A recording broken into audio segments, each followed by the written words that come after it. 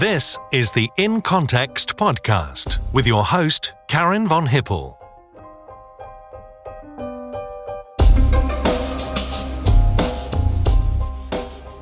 Welcome to RUSI's podcast, In Context. I'm Karin von Hippel, the Director General, and it's a pleasure today to be speaking to Nik Gowing, a world-renowned international broadcaster with a number of really exciting news stories in his portfolio. He's also a recent author of a book called Young The Unthinkable, so we will be talking about his life, his experiences, and his latest publication. If you missed last episode with Dr. Kori Schake, the Deputy Director of the IISS, please go to the website and you can download it there. If you like the podcast, please do subscribe and we will notify you when the episodes come out, which is every 2 weeks. Welcome, Nik Gowing, to today's podcast. The podcast is called In Context, and we're delighted to welcome Nik Gowing, a voice that needs no introduction, I suspect, for many of you, but certainly also a face that needs no introduction. Nik has been a very well-known journalist. He's also an author of several books. And importantly, he's a trustee at RUSI. That's really the most important thing. So welcome, RUSI. Hi, Karin. So, Nik, let's start at the very beginning. That's how we like to start these issues. You were born in London and raised in London. Okay. And your mother is a very well-known academic, really professor. She was an official historian of the nuclear age. She wrote the history of the nuclear bomb, as most mothers do. And she was a remarkable woman. She was brought up in what was then the slums of North Kensington. If you went through North Kensington now, you wouldn't find slums. But she had a very difficult childhood. Her mother was a teacher and her father was military, but struggling. Mm-hmm. And it's remarkable because my mother got a bursary to Christ Hospital, which is not for the rich. It's a school where if you're not doing well, you can have a chance. Anyway, to cut a long story short, she actually then got a scholarship to the London School of Economics. And the LSE was, at the time of the beginning of the war, it was evacuated to Cambridge. And she studied economics, and she got to Cambridge, and that's where she met my father, who was also at Christ Hospital, coming from a poor background. And my mother got a first-class honours in Cambridge, technically the LSE, and was one of the first women to work in Whitehall. She was a remarkable lady because she wrote the war histories with W.K. Hancock, Keith Hancock. That's why my middle name is Keith. And Keith was from Australia and founded the Australian National University. But my mother, it was very tough in those days, and we're talking about just after the war. And my mother was regarded as a significant figure in terms of getting people to tell her what had happened during the war, and therefore the war histories, which was a remarkable series of books. But she was an economist, and she then decided that she wanted to expand that and went into the Atomic Energy Authority, where she started writing the war histories and the history of the nuclear bomb. And she wrote 3 enormous volumes. And the fascination for me now at my age and in my mid-60s is that, and having worked in the Soviet Union and Eastern Europe, how much of what she published in the mid-70s, which was a massive document, a massive book, 2 volumes called Independence and Deterrence, she would have to have rewritten because the files of the Soviet Union were released for a limited period. Right. Now, of course, they've all but virtually closed. Mm-hmm. And she was assisted by Lorna Arnold, who was technically her secretary, who became a brilliant lady as well, because she wrote the history of the 1957 Windscale fire. Mm-hmm. And of course, the legacy of Windscale and plutonium is still being felt up in the Lake District. Huh. So my mother she was an economist who learned physics. Yeah, fascinating. And it was remarkable. And the reason I say that is that she was a very important influence on my life. My father died at the age of 49. How old were you at the time? 18. Okay. And he had a brain hemorrhage. Wow. And but my father and mother married during the war, when they were both at Cambridge. My father sang in the choir at King's College. He was a musician, had ambitions to go to Covent Garden, but it didn't work out. But before that, he was recruited into the Royal Navy, where he became a lieutenant. And he disappeared shortly after they were married. And the only contacts my parents had were through what were called bluies, which are the kind of telegram things which arrive from time to time. But my father had been shipped off to Colorado to learn Japanese. Wow. And he ended up in the Royal Navy and was actually on the USS Missouri in Tokyo Bay for the signing of the surrender with MacArthur. How fascinating. And that's why we have a lot of Japanese pictures still. And he stayed on for a year at the British Embassy in Tokyo after the war. But my mother didn't really know where he was. And then he came back, and what did he do when he came back? He tried to become a famous opera singer at Covent Garden. He joined the chorus at Covent Garden, but it didn't work out. I mean, you make your luck or you have bad luck. Right. And he became the Director General of the Musicians Benevolent Fund, but he died at the age of 49, and he created a lot of music festivals. But so that was in 1969, so that's a long time ago. Music is a heritable trait, they say. So can you sing? I can. I'm not going to do it now, but it's one of my mother's frustrations that I never actually did it in a way which made her feel comfortable, that I'd picked up my father's skills. And I'll tell you now, this is not something I normally say, but Karin, as I know you, and I know the kind of thing you're trying to get out of the podcast, given that I'm in television, have been in television for many years, standing in front of cameras, talking to vast numbers of people, including on the night that Princess Diana was killed. Yes, we're going to get to that.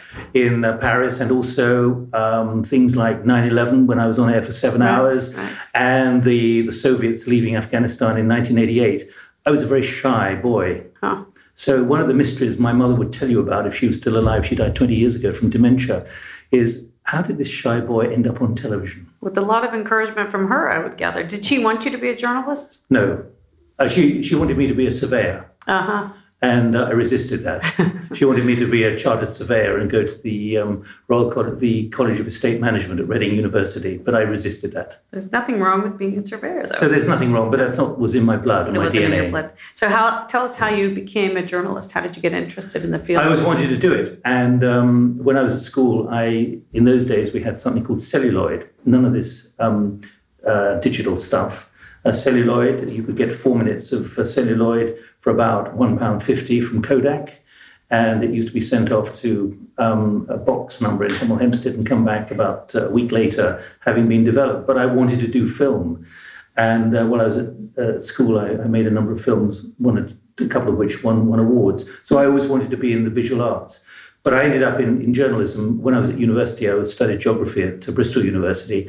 I used to get up at 4 o'clock in the morning and do a radio program before I went to classes, and I still got a 2-1. I don't know how, but I did. Mm-hmm. And I was determined to become a journalist, but it's a long, greasy pole to get to the top. But what inspired you to become a journalist? I don't think it's inspiration. I think it's just a fascination. I remember the thing I used to do in the morning is the first thing I did was went down to the mailbox to find the copy of the newspaper, and no iPads in those days. Yeah, and you poured over it. And it used to be the Daily Herald, and then when the Daily Herald was sold, it became the Sun, not the Sun of Rupert Murdoch, but the Sun, which is a full newspaper with a big picture of the sun. And I used to just consume news coming in, and I could ask you how you became an academic and went to King's College and ended up in the State Department. I think with me it was all accidental, but I didn't have the passion I think that you did. I had an absolute bloody-minded determination, actually. Bloody-minded to the point of being probably irritating to a lot of people. But, you're going to ask me my advice to the next generation. Well, we'll get to that later. Yeah, but it is about determination. Any idea that what I'm doing now just came by good luck, forget it. It ain't like that at all. Yeah, you had to work very hard. And in fact, that's what they say about most successful people. So your big break was joining Thomson Regional Newspapers in Newcastle? Yeah, they kept turning me down for the job. And that's a bit of advice for the next generation as well. I wanted to become a trainee journalist. In those days, you had to get shorthand to 100 words a minute. You had to do legal training, and you had to go through what are called indentures, nothing to do with teeth. Essentially a 2.5 or servitude. It's essentially a 2.5 year apprenticeship. And I applied to various places, and they kept saying no to me, and I kept telling them they made a bad decision. And finally, one of them said... one of them cracked. Yeah, one of them cracked. In fact, an Australian called Ian Fawcett, who then went on to edit the Bangkok Post, he said, "You're the kind of person I need because you don't take no for an answer." Yes, you're tenacious. So you went and worked for them for a while, and then you had up in the northeast of England. Yeah, no, I know where Newcastle is. Yeah, and then you had your big break by joining ITN in '77. So you jumped to television. Yeah, but there's a bit more there because the determination was about getting into television, and actually I broke my indentures. I should have stayed 2.5 years. I stayed 1.5 years. And the editor, when I said I'm leaving, said, "You'll never get another job in journalism." And I decided to take an offer of a very short-term contract at Granada Television, which is the ITV network in Manchester. And that's where I became a researcher and eventually hounded people, aggravated people, bitched with people and said, "You've got to put me on air."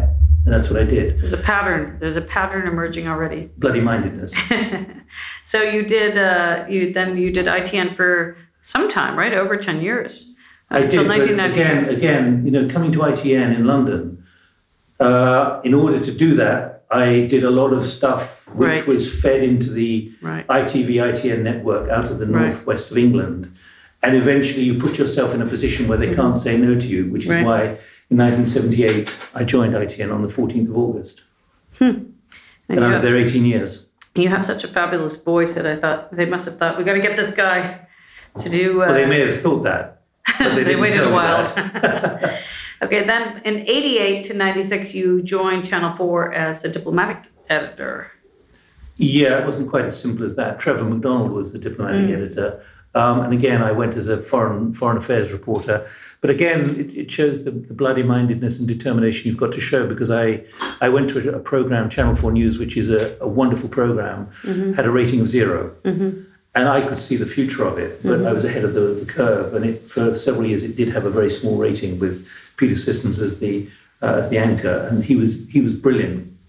And I decided that was the way in which I wanted to spread my wings and also do something which was news analysis, a bit like doing the New York Times or the Times or the Guardian or the FT on the day, trying to do news analysis as the news is breaking. And it was a fantastic discipline.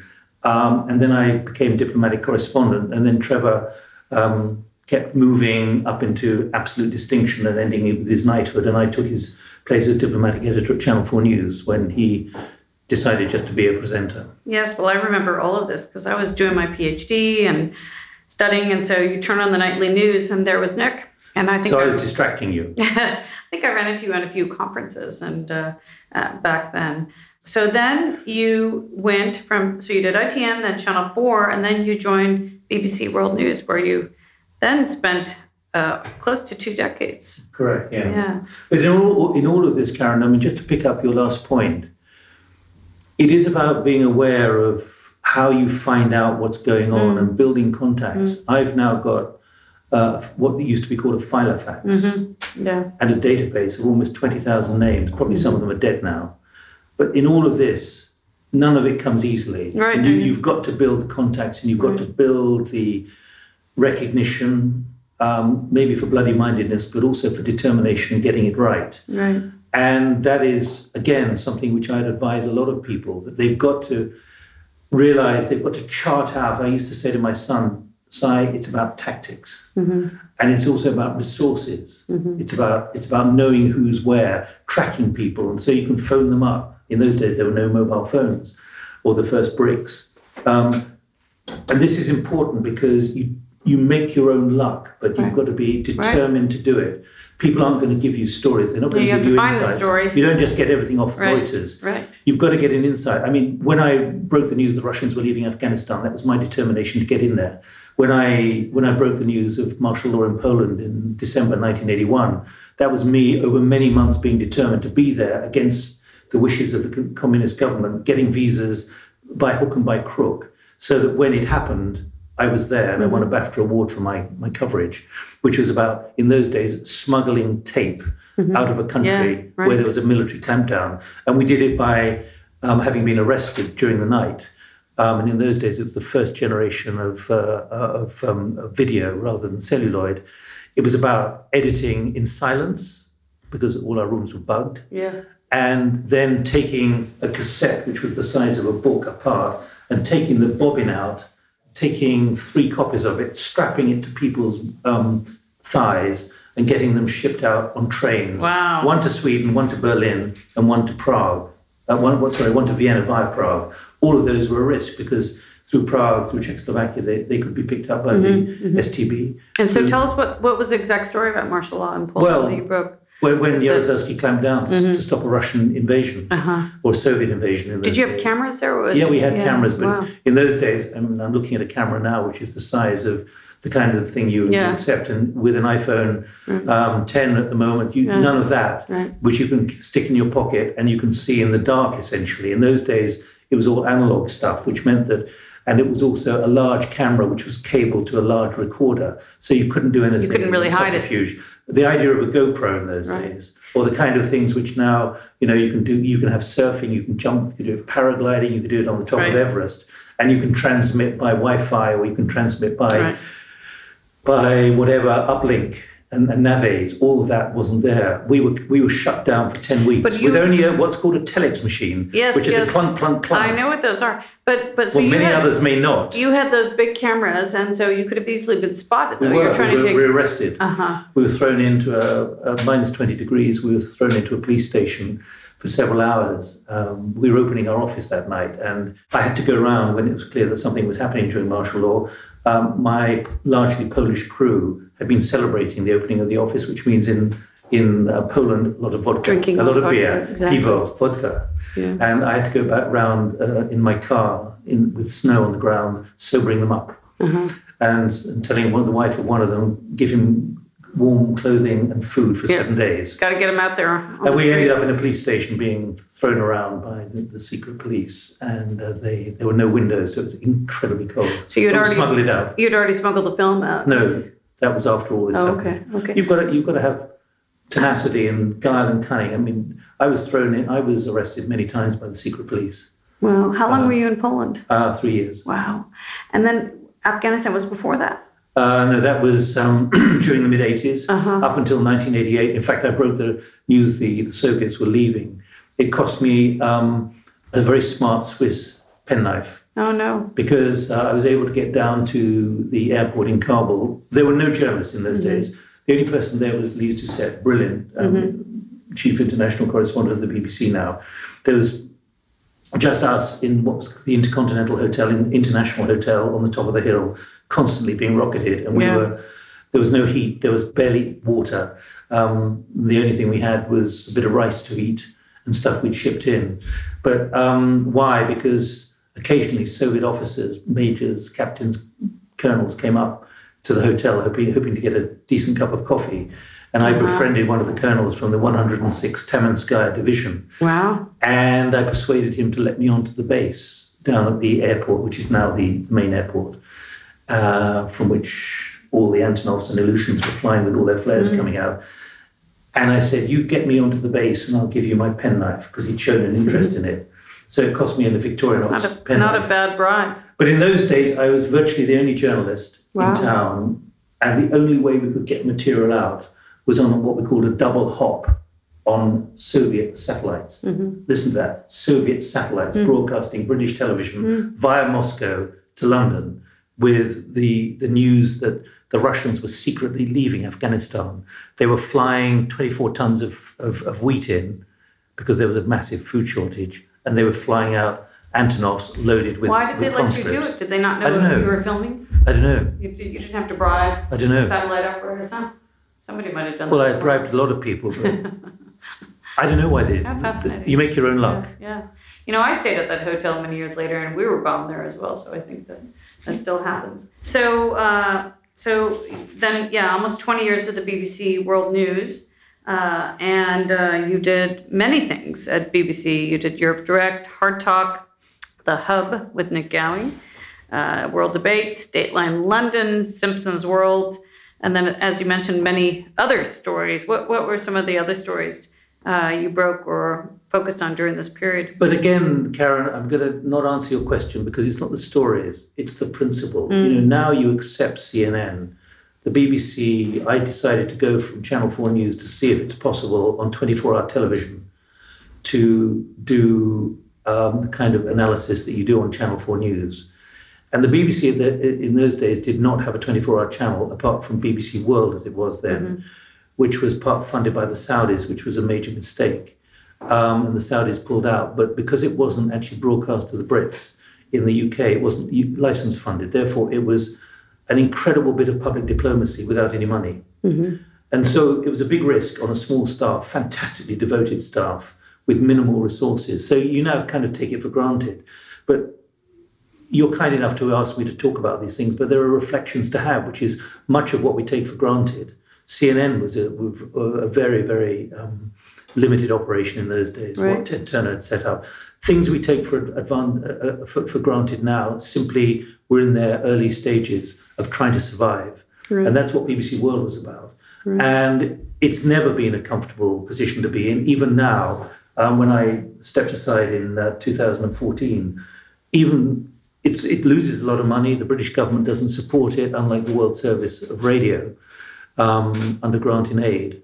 And I think it's one of the tragedies that the BBC found it really difficult, and I'm not saying anything which is unknown to the BBC, found it very difficult to get corporate support for it without jeopardizing its impartiality. And it's a circle they could never square.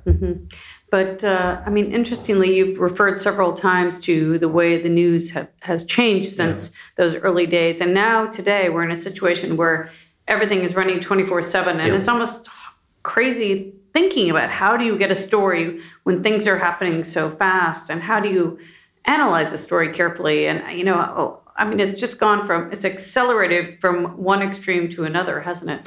Do you think that impacts the way politicians make choices because they don't have time to reflect, they don't have time to think about the story as much? They're being asked, on a constant basis, basically, to have an opinion about something that's happening or say what they're going to do. It's not necessarily about politicians. I spent a lot of time studying this, and I wrote a seminal paper at the Reuters Institute in 2008 called Sky Full of Lies and Black Swans, in which I predicted the new vulnerability of power, politics and systems from what I call the public information space. In other words, what is now loosely called fake news, which is a terrible term. But I think it has a profound effect on the ability to make policy. But most in those days, 10 years ago, thought I'd been smoking something and didn't believe what was coming down the track. They were unwilling to accept that they would become more vulnerability and more accountable because of the digital space. And that's where we are at the moment. Even if much in the digital space is exaggerated and biased reporting, especially by those who are not journalists. Journalists are there to actually find out what the truth is. I think it has distorted policy. It has made policy making incredibly difficult, and everything becomes accountable. Here we are sitting in the Royal United Services Institute, and I've lectured many times, both here and at the Defence Academy and in many other places, warning those who are the targeters and the policymakers. You target someone, you target some kind of enemy position, and it's likely that that enemy will have a mobile phone and be broadcasting it, including with casualties, before the message has even got back to your headquarters. That then creates a political problem, and I've written about this an incredible amount, particularly in Afghanistan, where, if you remember, the 4-star general in charge of Afghanistan 10 years ago was actually sacked for not actually doing a board of inquiry fast enough about 82 people who were killed in one village. And so it can be serially difficult. And look at Abu Ghraib, those pictures which came out from two disaffected, bravado soldiers who were having an affair. The pictures which actually then ended a lot of careers in the U.S. military. And undermined U.S. leadership in many ways. Exactly. But going back to the point about, if you think about the news in the United States in particular right now, with Donald Trump, constantly changing the subject and creating news almost every day, it moves so fast right now that it's hard for people to try to focus on what really matters because you get distracted. The allegations of rape today against Brett Kavanaugh, and yesterday some other story, and tomorrow it's another story, and sometimes it's 2 or 3 in the same day, and it must be so hard for real proper journalists who want to get to the root of a story when they're so distracted. I disagree. I think it's, when you look at, and we're talking just a few days after I was in New York, when you look at the incredible achievements of CNN in particular, of the New York Times and the Wash Post, and the kind of things they're reporting. Yeah, no, you're right. You may get indigestion reading it, but these are indigestible great times. Journalism, you're right. And that is what great journalism should be about. Yeah. It may not be in tune with the majority of those who support the president at the moment, but that's what great journalism is about. And even though the economics of the new digital space are very complicated, look at the New York Times circulation is massively up. Washington Post doesn't need to worry about money because Jeff Bezos is using is using his pocket money from Amazon. But his subscriptions are going up as well. Yes, indeed. Yeah. No, you're right. I mean, you need to be tenacious in an ADD world when we all get distracted to do proper journalism, because everyone's distracted by Twitter, by constant news feeds, all sorts of things. But you're right. There's some really good journalism at the same time. I think I'm sad in some ways I'm not still doing active journalism. But one of the reasons I decided to step aside, I decided in 2013, late 2013, to do that, is I began to feel, and in some ways I was a little ahead of my time, but in other ways perhaps I was a bit premature for the wrong reasons. I decided it was becoming increasingly difficult for even a major organization like the BBC to digest, curate, and check information in this digital space. Right. It's very expensive and requires incredible amounts of manpower, skilled manpower to discriminate, a bit like being in an intelligence cell or reading the intelligence reports. You've got to have a good nous of what's going on. But I think that Trump has reversed that trend. Fox News has a certain way of doing things, but when you look at CNBC, when you look at the Wash Post, when you look at the LA Times, and particularly the New York Times, I think, and also a lot of the good journalism in this country, look at the Times journalism on what was well known in the aid industry of the sexually inappropriate behavior by a lot of people. It may give people a lot of indigestion, but there are a lot of issues to feel overwhelmed by, but you've got to know it. And remember the power of journalism and the power of social media. Had it not been for social media, Me Too wouldn't have happened. No, I agree. In fact, I think it's also Donald Trump. I don't think we would have had Me Too without Donald Trump. In other words, had Hillary won, I'm not sure we would have been as focused on sexism, because President Trump is, he's a very traditional person in that way, and I would describe him as very sexist, and I think it's a backlash against him as well, the Me Too. But there were, we've got to be careful even on a podcast what we say for legal reasons, but when you look at the pressure, he denies it, of course, that against Harvey Weinstein, and how that happened, but look at the Nobel Committee in Sweden as well. Yeah. These are issues where power is being tested at the moment, and assumptions of power. You mentioned one of the candidates for the Supreme Court. And it's raising important ethical and moral questions about the relationships between men and women in an office. Well, you compare it to Anita Hill and what happened to her, and Clarence Thomas got approved. He was confirmed as a Supreme Court justice, and I'm not sure he would today had the same situation happen. But this is about the strength, but also the vulnerability of what I call the new media space. Yeah. Because people can make allegations and destroy people very quickly before anything has been tested. Right. But I think it's creating enormous challenges and questions about what relationships are like. You're a director general for chief executives, how you now manage corporates, how you now manage in government, how men and women talk to each other in an office, because it's quite clear that some people in offices will take certain remarks, which could be just flip, something which is offensive. So the mores of the time are changing. But let me just get back onto the fake news business, because I think it's a very, very destructive phrase, which Trump, I think, has knowingly created. He's created fake news, not because it's fake, but it's news he doesn't like. Right.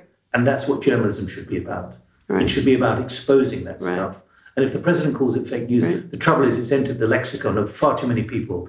If they don't like what they hear, they say that's fake. Right. But I think people also recognize truth as well. I mean, certainly you're always going to have people who have different views about what's happened, or conspiracy theories. But you have to hope that when he keeps repeating it over and over again, people can see through what's going on. But not everybody. Now, can I disagree with you and say, well, further that argument, say it's not just about Trump anymore. He's created a culture of people, if they don't like something, they say that's fake. Right. Which means that it's testing the business of truth. Right.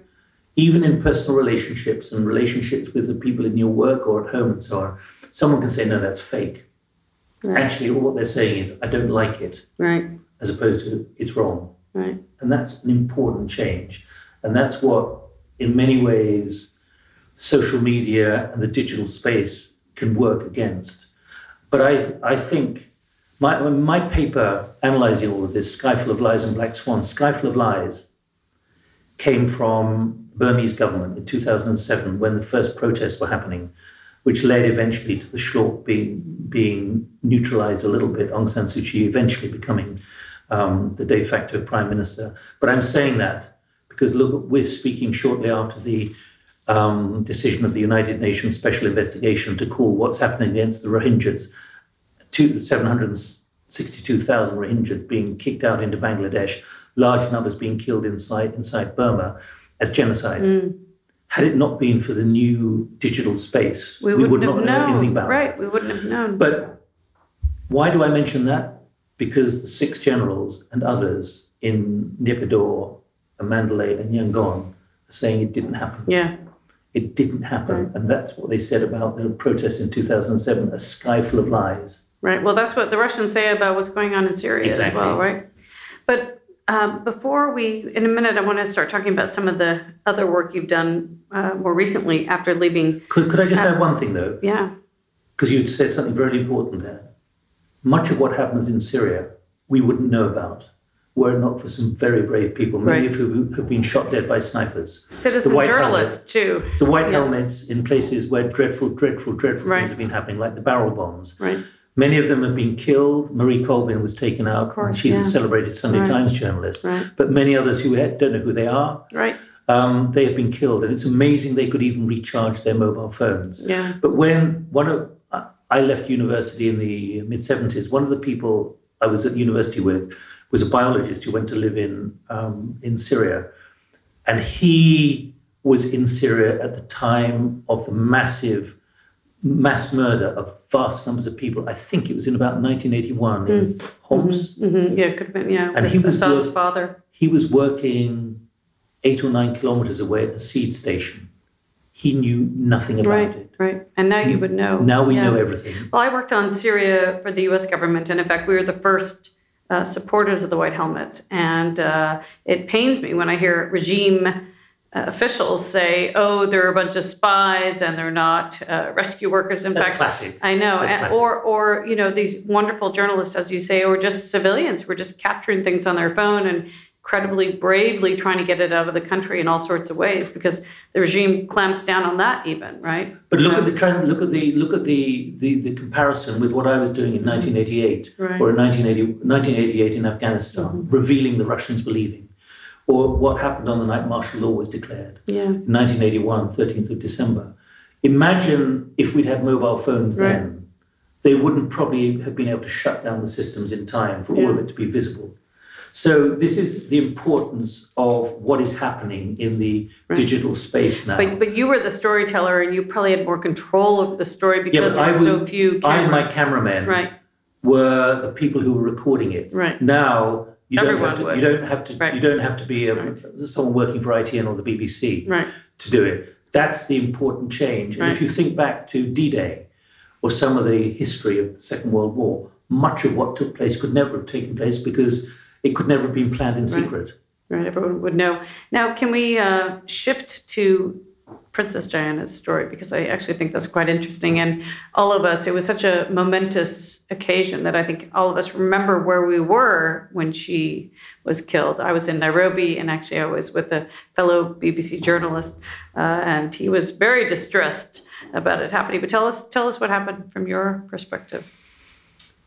A few days earlier, I'd actually been in Japan at the Diplomatic Academy telling them about the kind of things that I was talking about with new transparency and so on. We're now talking about 21 years ago.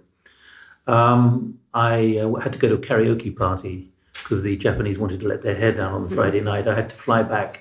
You sang at least. You got a chance to express yourself. No, but I almost regretted it for reasons I'm about to explain. I then flew back over Siberia with British Airways. My wife and I, that evening, on Saturday evening, we had a few friends in after a Greek sailing holiday. We drank a lot of Metaxa. So I was I was karaoke tired, hungover, Metaxa-lagged, and I got to bed at 12:30, and the phone went at 1:10 on the phone by the bed. And it was my editor saying, Dodie's dead and Diana may be dead. And I'm not going to repeat it for this podcast, but I essentially said, don't wake me up at this time with a joke like that. He said, no, it's true. So that was 1:10. By 2:30, I was on air, having showered and got in and not really knowing what was going on. Yeah. But it's related to everything we've been saying about what's been happening in Syria. If you imagine that we had no images that night, if you imagine what it would be like now, people with mobile phones peering over the Pont del Mar into the underpass, we would have had the terrible editorial dilemma of the princess in a terrible condition. Yeah, having not, ghastly photographs of that. Yeah. Having not had her seatbelt on, and we don't have to go into the gruesome details. We would have been faced within a matter of half an hour with some dreadful, dreadful images, which would have been out on social media, but could not have been broadcast, as the BBC doesn't broadcast the point of death. So for many hours, I was talking to Stephen Jessel, the BBC's correspondent, who was sitting in his boxer shorts in his flat trying to piece stuff together, but no one had any video. And this went on for about 4 hours. And then Robin Cook, the British Foreign Secretary, was in the Philippines at the time. He was in Manila, and obviously the British ambassador to Paris was in direct touch with him. And we heard through what's called BBC traffic via the BBC's diplomatic correspondent that she was dead. So I went through the business of having to give the impression that she was still in hospital and all was well for about 50 minutes before we made the announcement, because you can imagine, I mean, this was a scaled-down operation. The BBC had no other operation except BBC World News, and we only had about 4 people in the office. And 1 or 2 executives came in, one of whom I didn't even know, and I thought he was the guy who fixed the printers. So I made a mistake there. But we had to be sure. You can imagine what would have happened if the BBC had announced incorrectly. But it was the time of Montserrat, there being a massive volcanic explosion, and several people around the world later told me, we knew when you knew she was dead, because I had to change my manner of speaking. Remember, I'd been doing karaoke the night before, and we'd been drinking Greek Metaxa for about 5 hours voice earlier. was all husky. No, it was more the brain and the eyes. Even now, it brings back emotions to me 21 years later. And then having to make the announcement as well. And in fact, in the movie The Queen, I appear with Maxine Mawhinney, 10 and a half minutes in, having to give the announcement to the royal family up at Balmoral. And there's Prince Philip saying, what was she doing there anyway? And there was Chandra giving them the news that she was dead, and they turn on to watch me. And similarly, Tony Blair and Sharia are seen on the film in bed, and he gets a phone call from the British ambassador in Paris to be told she's dead. And he turns on and watches me. But the reason 500 million people were watching you that night. But the reason I didn't think that. But the reason why it's worth telling this story is people, vast numbers of people, are making their judgments and getting their information from one person. And we are making all judgments. We had one call from somebody, I never took it, someone in Paris saying, I've just seen Princess Diana walk away from the car. And you get people like that who are determined to misdirect, which is the problem of social media now, of people just flaming stuff, and obviously with subversion and so on and trolls, it's even worse. But it's I would have said this at the time, but it's a very, very sobering, and I mean that in terms of the journalism, moment when you realize vast numbers of people are relying on you for their information, but then translate that to war zones. Well, I was about to ask you about Iraq, because you were there. But in war zones, if the BBC gets it wrong and people are making their tactical decisions about what to do where and how to do it, you have an enormous responsibility. And it's something which is chastening, because people can think, well, it's kind of glorified showbiz or something. No. When you're broadcasting live into areas of distress, whether it be typhoons, whether it be hurricanes, whether it be war, you have a hell of a responsibility. Huge responsibility. It's not about fake news. And the idea that we are cavalier about it, no way. We can make mistakes, but not cavalier. Yeah. But then the Iraq War in 2003, you were in Qatar, right? From Central Command, you were... The closest palm tree we could find to Iraq. You didn't go in as an embedded... No. So, yeah. But you were still covering the war, shock and awe, right? At the time. And how long did you do that? Well, the BBC had 1,600 bed nights in the Ritz-Carlton in Qatar. I guess it was about 6 weeks. Mm-hmm. But we needed to be in a good hotel because we got through so many shirts and so much clothing because it was incredibly hot. Yeah, and we had to be outside. Mm-hmm. And I was with my cameraman or rotation of cameramen. I was under an awning, but it was incredibly hot in order to get the picture of the palm tree. But I was 800 kilometers from the war zone, so it was bonkers in many ways. Mm-hmm. But in those days, still, we're talking about 15 years ago. The flow of information was still very problematic because there was a press center in Qatar. They were ruling the roost. But quite often, I was being expected to voice over material from a place in Iraq which I didn't know, with information I didn't have. And quite often, I couldn't even see the pictures because the sun was so bright on the monitor that I couldn't even see. So there was an element of magical sort of shadows and everything else, to the point where at times I had to put a black bag over my head, kneel down, and be able to see the monitor about 2 feet away. The trouble is, at one point, inadvertently, the cameraman had got a shot of me with my backside stuck in the air, looking at a monitor, and it went out on air as I was commentating on something. But it shows how much things have moved on, because now in so many places you don't need to do that kind of thing. You can actually be there. And I think even though things have moved on significantly, that's one of the things I pride myself on, along with a handful of other correspondents and colleagues, of trying to be there as a presenter. Because I was a reporter who became a presenter, as opposed to a presenter who just presented.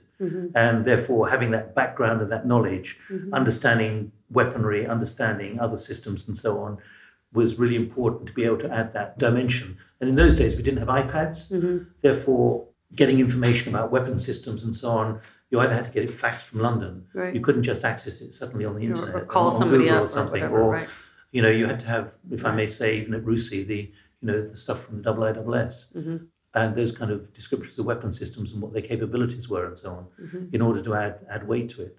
But I think much of what happened in Iraq now, if a president or prime minister went to war in that way, the chances of them getting away with it without much, which is horrific, being seen, would be very difficult, which is why the potential for what might happen in the Baltic states and Germany, if there were to be a really serious problem with the Russians, the kind of things which are mentioned by the building sitting behind you, which is the Ministry of Defense, we would be in deep trouble. We would be in deep trouble about the credibility of military operations. And I think you've got to have a very stiff spine as a prime minister to be able to withstand some of the horrors that would be seen. And of course, the Miskirovka, the deception of the adversaries, who are now very effective through RT and CCTV at countering what you're doing and showing it in a very different light. And the worrying thing, I think, and I would say this even if I was still employed by the BBC, is the power of Russia Today RT. Because even in the United Kingdom, where the traditional television stations are the legacy stations of ITV, the BBC and Sky, the worrying thing is the number of people, particularly in the next generation, who quite easily default to sources of information which are nothing to do with what is governed by Ofcom in this country. And even during the Scottish referendum, there are a lot of Scots who watched Russia Today to find out what was going on because they didn't believe what the BBC, ITN and Sky were saying. And that's a very serious challenge to democracy, which is now being exploited by the Russians. Definitely. Now, we are going to be running out of time soon, and I want to hear a bit about your current project, Thinking the Unthinkable. But before you tell us a bit about that, I gather you wrote 2 novels as well. Yeah, I did, yeah. One of them was... what motivated you to write novels? Well, because in the days of the Soviet Union, I was fearful of a backlash by those who don't like what you write. Mm-hmm. And I got to say that when you look at what happened with the Skripals, in many ways there's no comparison. But the police states of Eastern Europe are returning in one way or the other. Mm-hmm. The legacy and the records have not been destroyed, and people who have scores to settle can decide to settle them. So I decided to write two novels, one about how the Soviets in those days were penetrating into solidarity, mm-hmm.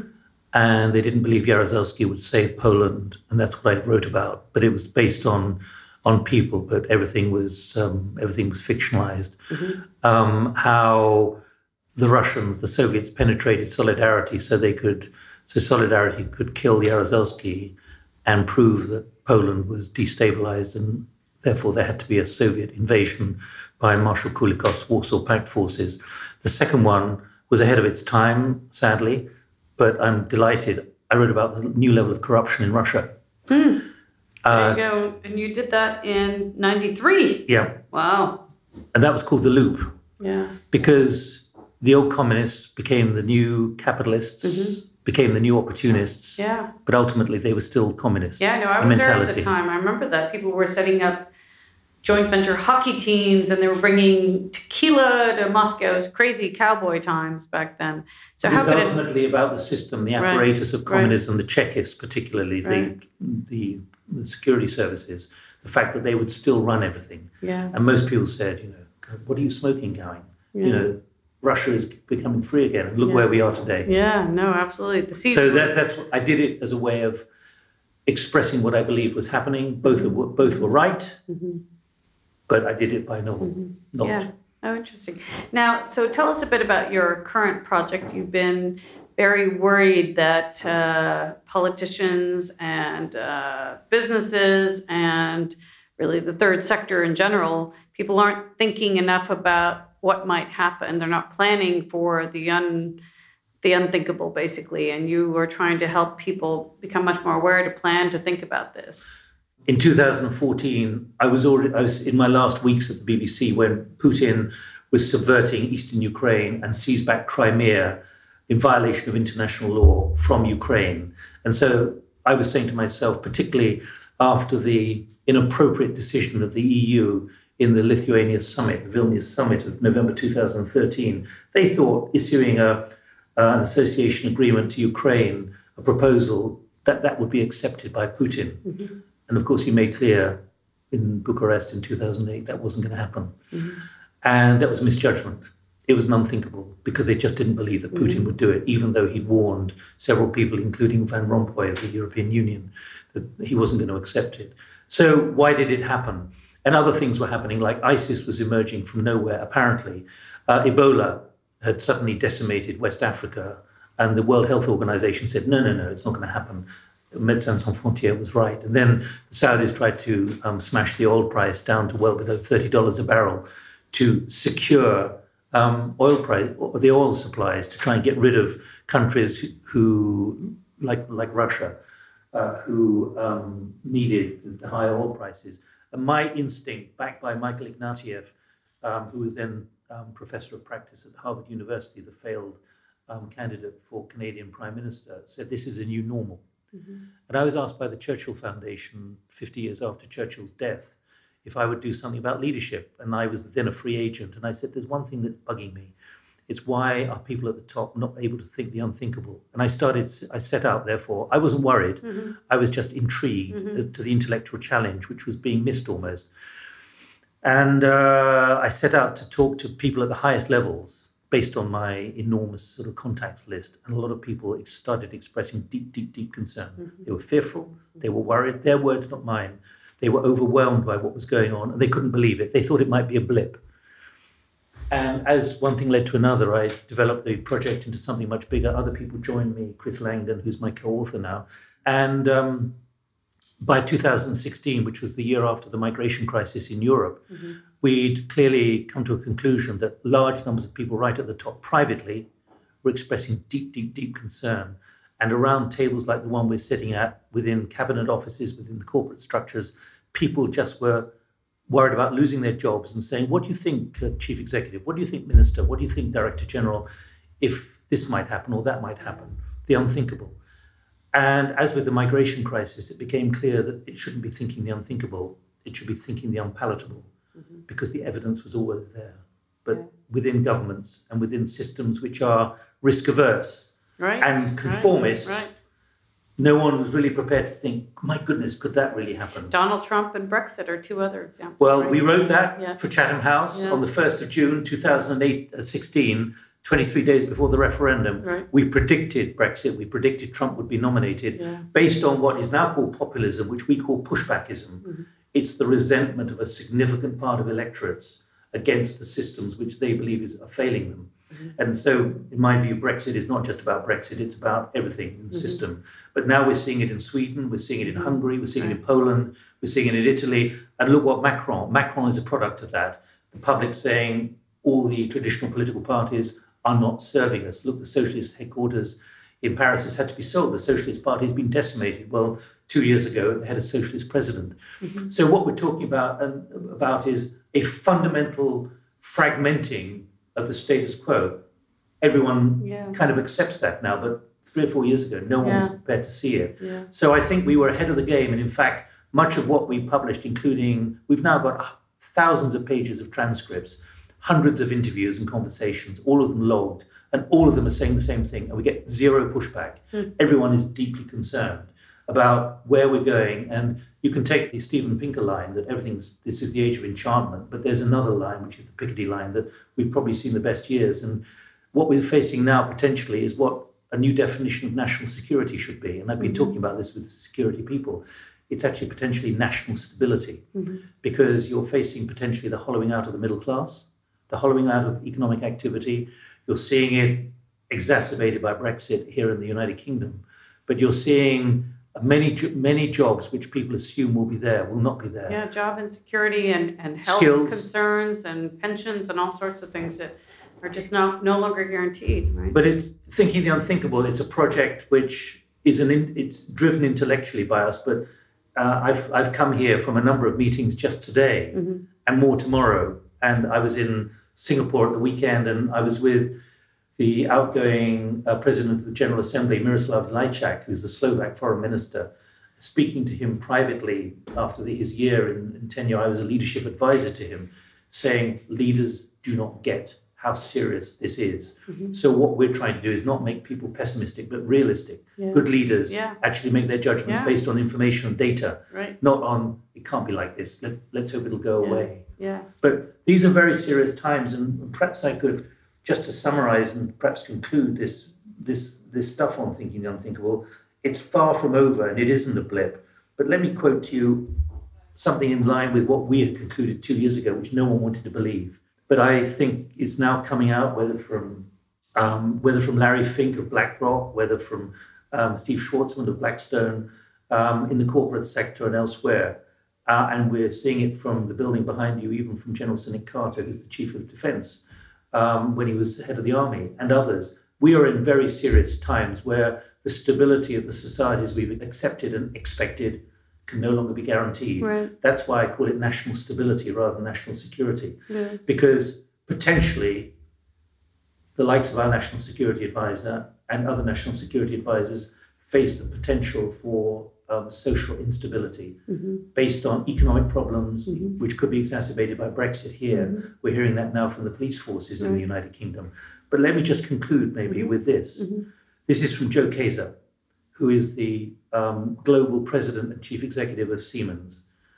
I knew he thought this 2 years ago, which is why we were able to reflect it. Now he's chosen to go public. If we get the revolution right, digitization will benefit nearly 10 billion people on our planet by 2050. If we get it wrong, societies will be divided into winners and losers. Social unrest and anarchy will arise. The glue that holds societies and communities together will disintegrate, and citizens will no longer believe that governments are able to fulfill their purpose of enforcing the rule of law and providing security. Powerful stuff. That's a hell of a warning. And, you're Director General of RUSI. I'm one of your trustees. And that's one of the reasons I'm engaged still with the Institute, because it's about thinking the unthinkable. Right. And probably we're dealing, even in Whitehall, with a lot of minds which fear this kind of thing but don't really want to talk about it and are overwhelmed at the moment by Brexit. Yeah. But this is about skills.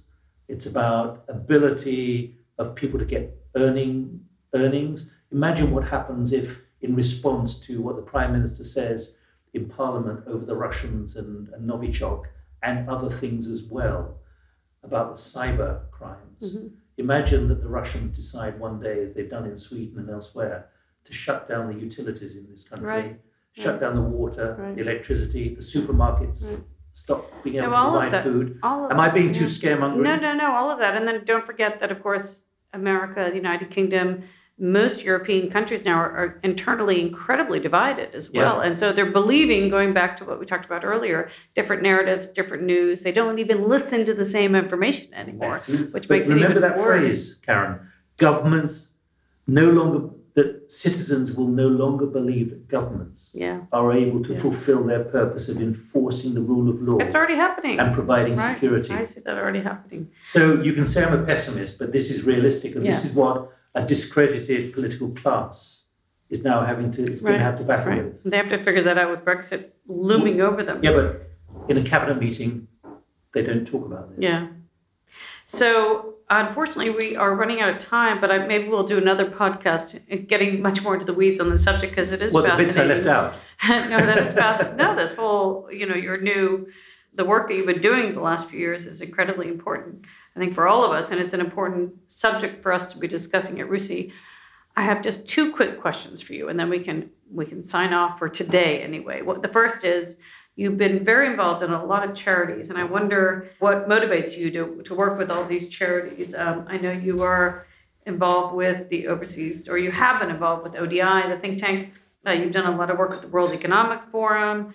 You have done advisory work with the UN General Assembly, the Hay Literature Festival, obviously RUSI. You care a lot about, let's just say, the third sector in many ways. What motivates you? Does that come from your mother in many ways? Partly, yeah, but if I may say, don't overstate that. There are only 24 hours in a day and 7 days in a week. And I think there are other things I'd like to be doing, but that's what I plan to do when I stepped aside from the BBC. But the Thinking the Unthinkable project is not a charity. We're not set up as a charity. I'm now employing people. I didn't ever expect that. But be careful. I don't want to overstate the fact that I'm involved in charitable foundations. That's not quite the same as charities. But it's something I would have liked to have done, but I'm not doing as much as I wanted to do. Well, we're very grateful for your support at RUSI. Now, finally, the question, and you started out a bit with some advice for youngsters, people trying to decide what career to go into, people in their early 20s who are making decisions that they feel may be pivotal. Maybe they aren't, actually. But what advice would you give to people in the early phases of their career? It's an interesting question that you have, because I think the standards and the ambitions of the next generation, and there's a danger of sounding patronizing here, are very different to the ones that have driven our careers. And that's something we reflect in the book. We, in fact, have a foreword. We have two forewords, one from 74-year-old Lord Nick Stern, the champion of climate change, but also a 30-year-old. And I think I'm going to answer the question in a slightly different way than perhaps you're expecting. I think the next generation have different expectations of institutions, of corporates, of governments. And they don't like what they see. They're anxious and they're frustrated. And they will decide not to go into companies, not to go into governments if they don't like the way they're operating. They're prepared not to earn as much, but they want to feel that what they're doing has an impact, a favorable impact, which brings up the two issues of purpose and values. And it's not, this is not riding a tiger or capitalizing on something. This is a very serious issue. I don't think the current generation of leaderships and those in their 30s and 40s and 50s really understand profoundly how much the next generation value different things. And I think that's going to be a really serious rift valley, which is going to divide the generation who have got good pensions, good share options, and think life is going to be pretty good as they move up to 70 or 80 or 90. I think there's going to be an enormous amount of pushback there.